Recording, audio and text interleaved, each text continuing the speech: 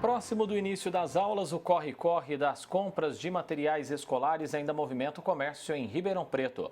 O Procon está de olho nas irregularidades e os consumidores também precisam ficar atentos. A Bela tá toda feliz com os materiais que acabou de comprar com a avó. Tem produto basiquinho, tem item de personagem e tem muita cor também. A dona Raquel não gastou pouco, mas em comparação com outros anos, até que está satisfeita. A escola que ela estuda dá uma chance da gente reaproveitar coisas que sobraram, então isso a gente economiza um pouco. A Bela é uma menina tranquila, né? Então, assim, o que é básico a gente pega o mais em conta.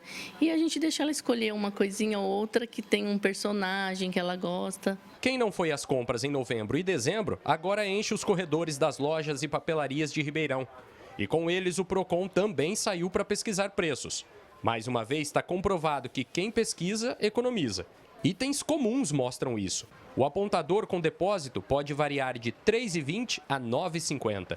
O caderno capa dura vai de R$ 5,50 a R$ 12,00. As canetinhas que voltaram a fazer sucesso com a criançada partem dos R$ 28,90 e chegam a custar R$ 47,90. O comerciante mais experiente tem a explicação para tamanha variação. A variação de preço que houve são em lojas não especializadas. Então, das lojas em que o Procon visitou, 5 ou 6 são especializadas nesse tipo de artigo. A restante, quem entrar, escolheu, está aí o preço. E não são lojas que mantêm estoque. Então, dá essa diferença. Embora não é desonestidade alguma da firma que trabalhou e está com material nesse preço, foi o preço que ele conseguiu em comprando em pequenas quantidades. É cotação de preços, né? A gente sempre opta pelo mais em conta. Várias lojas, várias papelarias, a gente liga pedindo orçamento para poder comparar os preços, que senão e dá uma enxugada boa também na lista de materiais. Faltando poucos dias para a volta às aulas, o corre-corre pelos materiais deve aquecer a economia do comércio de Ribeirão. A pesquisa realizada pelo sindicato da categoria prevê aumento de 3% nas vendas em comparação com janeiro do ano passado. 20% do movimento das papelarias e do setor em si foi cumprido em novembro, dezembro. E agora nós estamos já com a fase não final ainda.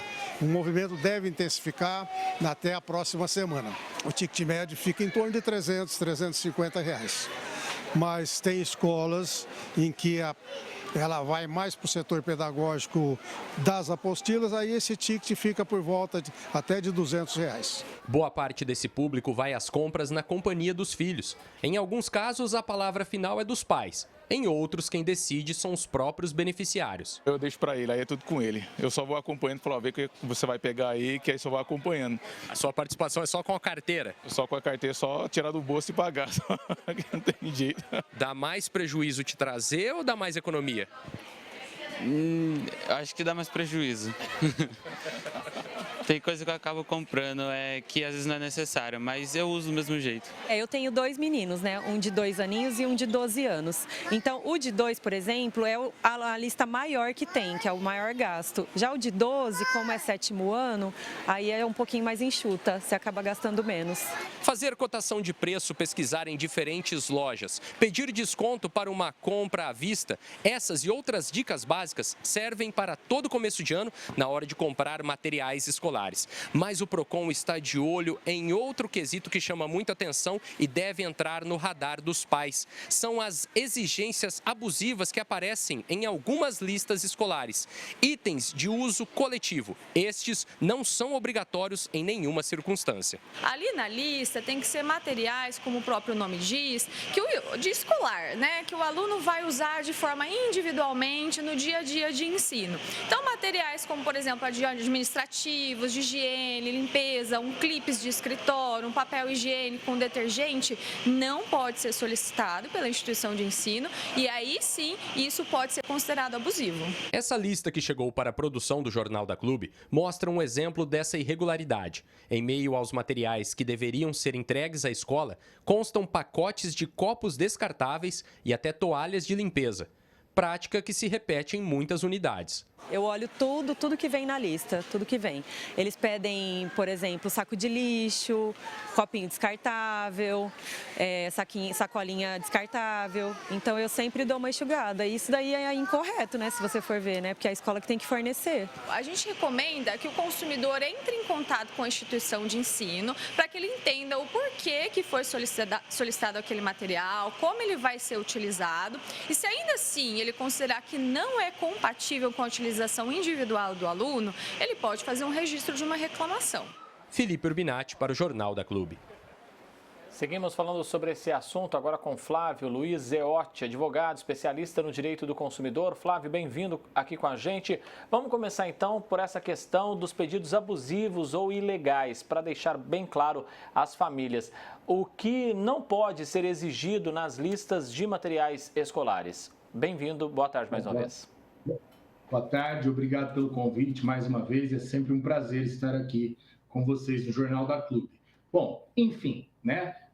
O consumidor ele deve partir da premissa de que os materiais são de uso individual e finalidade pedagógica. Basicamente é isso. Então, qualquer coisa que seja fora dessa questão, ela é abusiva, é uma prática irregular, ilegal, né, da escola em si que promove essa lista de materiais pedindo. Como foi falado na reportagem, né, itens de uso coletivo, esses são proibidos. A escola não pode pedir, por exemplo, material de limpeza, produtos descartáveis, essas coisas que são, né, obrigação da escola.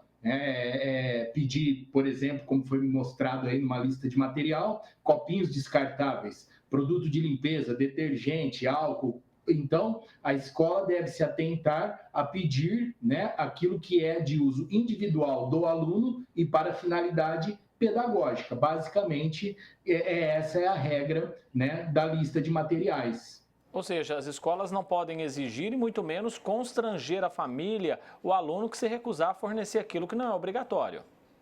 Jamais, né? Isso incorre em assédio moral contra a pessoa, pode, né, eventualmente causar aí até um processo de indenização por dano moral, principalmente se esse constrangimento extrapolar, né, a particularidade. A escola ela não pode, por exemplo, exigir que se compre num determinado lugar, uma determinada marca, né? Isso tudo é liberdade do pai, da mãe, né, daquele responsável pelo aluno comprar. Então, a escola ela tem que se ater em solicitar o material genericamente. Quem vai determinar a marca, aonde comprar, o preço a pagar, são sempre os pais, a não ser que seja aquela exceção, né, de materiais vinculados a alguma editora apostilado, que é o método de ensino adotado pela escola. Caso contrário, a lista de materiais ela tem que ter essa liberdade para o consumidor.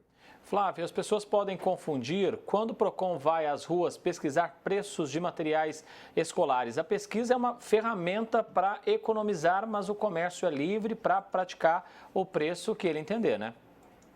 Exatamente, né? Eu acho que nesse ponto o PROCON ele não tem impedimento. Lógico que se for alguma coisa extremamente abusiva, o consumidor deve sim notificar ao PROCON. Mas nós temos aí a lei de liberdade, né, da livre concorrência, do livre comércio. Então, acho que a melhor saída, a melhor ação do consumidor em si é pesquisar antes de comprar qualquer material, ir buscar opções diferentes. Nós temos aí inúmeras situações, tem compras que podem ser feitas virtualmente, que talvez aí diminui um pouquinho o valor desses materiais, mas sim, a base de tudo é a pechincha, né? A velha e boa pechincha, buscar aí opções mais baratas para ele economizar o dinheiro, já que é um período de muita onerosidade em relação a pagamentos de muitas contas, muitos tributos e outras questões também. Sem dúvida. Flávio Luiz Zeotti, advogado especialista na área do direito do consumidor, a quem eu agradeço pela presença mais uma vez. Um abraço e até mais, Flávio.